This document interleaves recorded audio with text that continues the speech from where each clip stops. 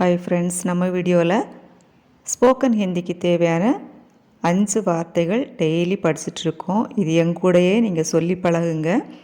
அப்போது உங்களுக்கு அது நல்ல மெமரைஸ் ஆகும், ப்ராக்டிஸ் ஆகும். இது உங்களுக்கு ஸ்போக்கன் ஹிந்திக்கு யூஸ் ஆகும். இன்றைக்கி வீடியோவில் நம்ம படிக்க போகிற வார்த்தைகள் நம்பர் 1 நடக்கிறேன் சல்னா. நடக்கிறேன் சல்னா.